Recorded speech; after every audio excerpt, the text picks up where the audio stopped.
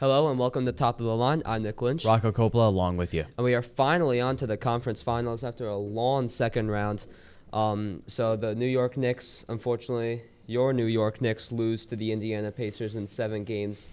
Yeah, what do you think of that? It's tough. You can't win with that many injuries no matter who you are. You Yeah. could be the best team ever. You could be the worst team ever. You can't win with that many injuries. Let's just put it down. Brunson, Mitchell Robinson, Bojan Bogdanovic, Julius Randle, Josh Hartstein with abdominal strain, OG Anunoby. 6 key guys got hurt. Yeah. Whether they missed time or not, that's still a big problem. There's nothing else you could just really – that's it. Like, the Pacers shot historically great. Credit to them. Credit to Coach Rick Carlisle. At the end of the day, that's all you can really say. They just took care of business like they should have. Anunoby and Hart were both game time decisions. Anunoby ended up playing for like 5 minutes. He had 5 And points, too. Yeah, it came out. Couldn't run. Warrior. But nonetheless, just that's it. Just domination by the Pacers. Congrats to them. They deserve this, and the best of luck to them against Boston. Yeah, the Pacers, they shot 67% from field goal range.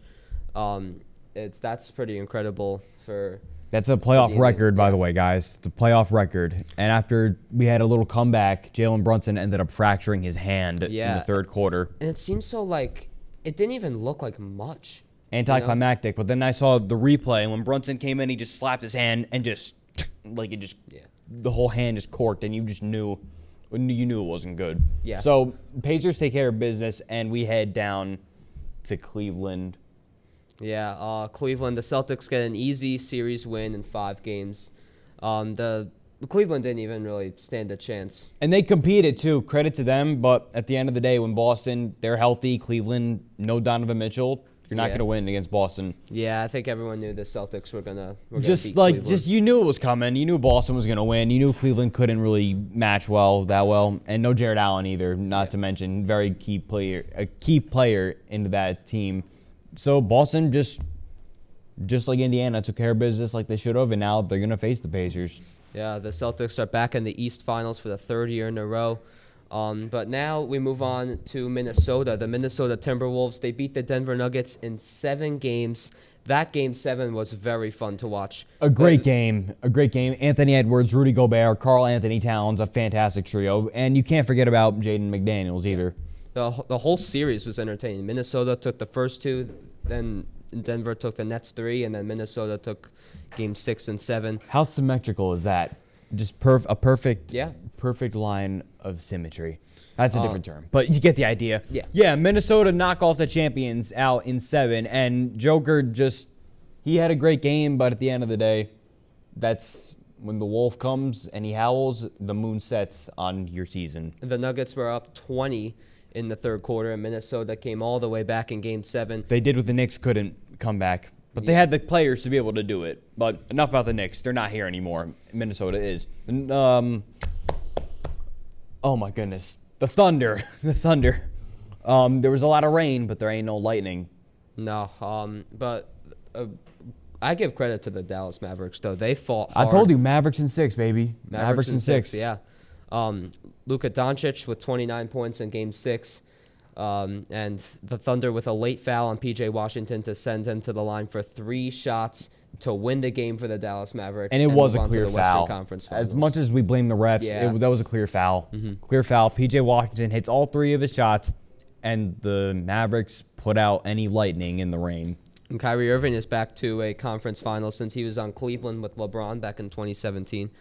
And, it's just good to see Kyrie, mix in with the team a bit. And Kyrie wasn't on the Celtics in 2018, was he? He might have, actually, now that I think about it. I think he might. Yes, he was. Our mistake, ladies and gentlemen. Okay, so Kyrie was in the conference finals in 2018. Okay, so I stand corrected. No worries. Our mistake there, guys. So, nonetheless, Kyrie's back in the conference finals, and he hopes now to go back to the finals and get another ring. Yeah. Get out of LeBron's shadow. That'll be a great series, Minnesota and Dallas. I can't wait. Well, that's it for us on the NBA here, but up next is Noah and Matt with the MLB. Hello, and welcome back to Top of the Line. Today we will be covering this past weekend in the MLB. On Saturday, we had the Rays defeat the Blue Jays. Your thoughts? I think a very big division game, and as I said about the Rays, I really like the Rays this year. They may not be the first team in the division. They may not be like the big bad Yankees who can just hit the ball as far as possible, but the Rays are a very good and sneaky team, and I think they can do some big things, and taking a game like this in the division is huge. The Tigers also defeating the Diamondbacks. Your thoughts on this one? Diamondbacks really fell off a cliff, man. Went to the World Series last year, almost won it, and now they're here, losing to the Tigers, who weren't even in the playoffs last year. I mean, I get it, the Tigers got better, but the Diamondbacks have gotten progressively worse. Corbin Carroll hasn't been playing his best baseball, and neither has the rest of the team, and it's really shown. Moving on to Sunday, the Dodgers defeating the Reds. Any comments on this one? So this is expected because of how good of a team the Dodgers are, and the Reds are kind of just there. But the Reds are also in a very big developmental stage where they're not looking to make the playoffs, like a big team in the playoffs, but at the same time they could sneak into a wild card. But I think it's more about developing your young stars like Jonathan India, Ellie De La Cruz, the pitchers Nick Lodolo, Hunter Green, and that's the biggest thing for them right now. Pirates take a win against the Cubs. Your thoughts? Big in-division game. Pirates have been playing a lot better this year than I had expected, but it's a very good win for them. I think the pitching was very good from them. I think the hitting was good from them, and that's all you need to win a baseball. Oh, no, you need fielding, too. Sorry. I think the fielding was as good as it can be, and I think that's a big thing for the Pirates. I mean, for a team that got in a pickle with Javi Baez a couple years ago and let him get to second base on a ground ball to the first baseman, I mean, Pirates are doing pretty good. Well, that's all for MLB on this episode of Top of the Line. But don't move, because next up is Andrew and Marco on soccer. Hello, I'm Marco Baldino. And I'm Andrew Mirzaaghasi. And we will be covering the final week in the Premier League. Yeah, I'm really surprised. We've been talking about this the entire top of the line series, and now we could finally conclude the Premier League. So let's go right ahead and start. Yeah, the winner once again for four times in a row. Man City win the Premier League. Yep, Man City win the Premier League. I'm kind of happy about that. 4 times in a row. Really surprised. Or actually, not surprisingly, but I could take it. Yeah, but everyone else is just tired of seeing the same team win again. Arsenal, though, they came in second place. This is probably like their best season performance in like 20 years, but they couldn't win the league, sadly. Yeah, sadly. But like you predicted the last episode of like Man City versus Western Ham, of course, Man City would eventually win that game. So I felt like ever since Man City just won that game, the Arsenal shots of just winning it just died out. Yeah, you can instantly. even see like Kai Havertz scoring like his goal in that game. He even knew like what the score was. And Arsenal fans, like, they knew what the score was, and they're like, yeah, we're gonna lose it. We're losing. I mean, at least I could give it this. We're not going to win this. They gave a good effort. Yeah. I could give it that. And then there's Liverpool. Yeah, they came in third. I mean, I don't know how they're going to do in the Champions League coming in next season, but definitely with the new coach, it's going to be different. It is going to be very Without different. Jurgen Klopp, yeah, it's going to be different. Yeah, it's going to be very different. And I kind of felt bad for them just because they were in first place for a while on this soccer series. Yeah. And then multiple games came in, screwed over. And now they like fell down. It would have been amazing if they won it, especially when Klopp was still there. It would have been like a final hurrah, you could say. Yeah. But sadly, it wasn't meant to be. And now we'll go to the bottom three who have been relegated. Luton Town have sadly been eliminated, but I feel like definitely next season or the season after, they're definitely going to get promoted. I feel like I definitely see this team coming back into the Premier League soon. Yeah, I could say that. They were like very close to like staying in, but Nottingham Forest barely made it, you could say that, and then eliminated Luton Town. Then there's Burnley, who didn't do that bad. They only had two more wins. Yeah. But of course, they helped it with Nottingham Forest still being in because their last match was Nottingham Forest versus Burnley. And then finally, Sheffield United only had 3 wins this entire season. Very disappointing. Very disappointing. Yeah, this team is not good enough for the Premier League. I mean, they've been in the Premier League not too long ago, but like they also came in last place that season, and I don't know how they come back. I don't even know how they even got promoted to begin with. I'm actually kind of surprised by that, and especially seeing their whole Premier League performance just sitting at the bottom, giving free wins to the other teams. I just don't know how that's even possible.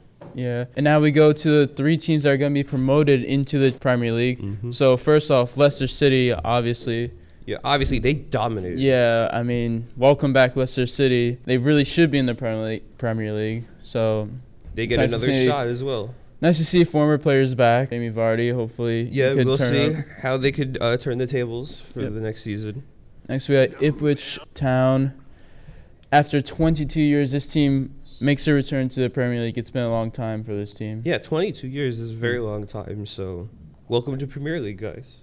Yeah, and for the third, this hasn't been decided yet because I think May 26th, this weekend, Leeds United versus Southampton. The winner gets promoted in like the final game of that playoff series of the playoffs.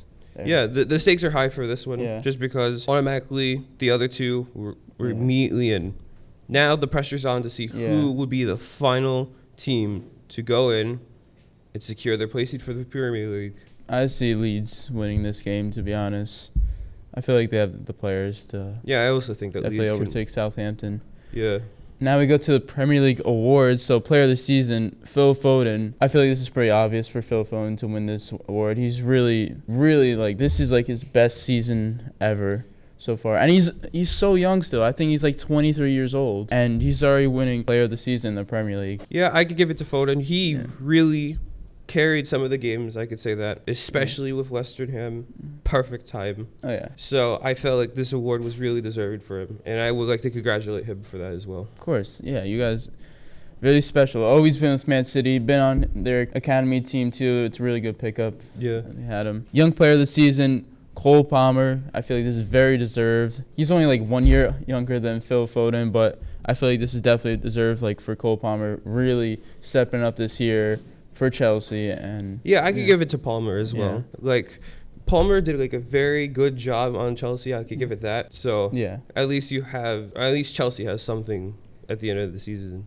Yeah, with Cole Palmer as well. Playmaker of the season, Ole Watkins for Aston Villa, the striker, which he had a really good season too. Like, we haven't really talked about him, but like he had a really good season for Aston Villa, and he was a really key player for that team. Yeah, even though we barely touched on Aston Villa on the show, he was doing a really good job, though. I could give it to that. So manager of the season, Pep Guardiola. To be honest, I feel like Emery for Aston Villa could have won this award, but I guess Pep Guardiola is still probably the best coach in the world. Yeah, that's it. Yeah, we could go for that. And now we go to the best goal. I feel like it's gotta be Garnacho's bicycle kick against Everton. That bicycle kick. There's no way any other goals beating that. No other goals beating that, because that bicycle kick was impressive as hell. I could give it that. Yeah. So we have the best manager, Emery. I feel like he should have won the award, but I feel like he really brought Aston Villa up. I think they ended in 4th place, right? Yep, they ended in 4th place. Getting into a Champions League spot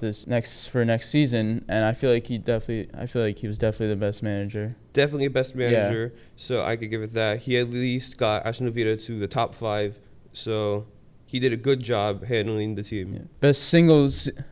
Best single performance, Phil Foden versus Manchester United on March 3rd. He scored 2 goals in the Manchester Derby, really helping the team win this game. Yep, really helping the team. Foden doesn't disappoint. Yep. And that's why he is the player of the year.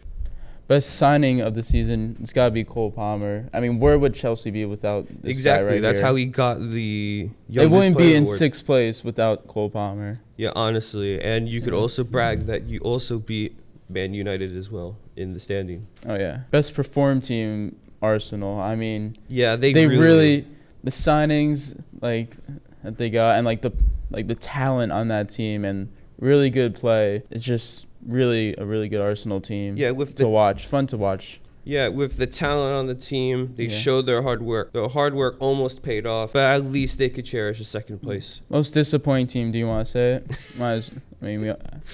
Most disappointing team goes to Man United for choking multiple games and showing a disappointing performance, especially when it comes to their most important games. Yeah. I mean, I feel like also the players have to play a part in this team. Like, yep. Yeah. We made fun of Man United a lot on this show. So Yeah. it really explains itself. Yep. After all that, now we have to say farewell to Jurgen Klopp. I feel like he's most likely retiring, but he might be back into coaching. Who knows? But yeah. Yeah, who knows? But also farewell to Thiago Silva leaving Chelsea now, and he's joining the Brazilian Serie A league. But yeah, he's a really good player on Chelsea, really key to their defense, helping them also win a Champions League. Yeah, it's pretty sad to see these two go, especially how much impact they really did for their prior teams. But I wish the best of luck to them of what the future holds for them. Yes, definitely. Yeah, most definitely. Thanks for watching. Tune in next week of a recap of NFL and NBA basketball games and the continuing coverage of soccer. All of this and more on the next episode of Top of the Line.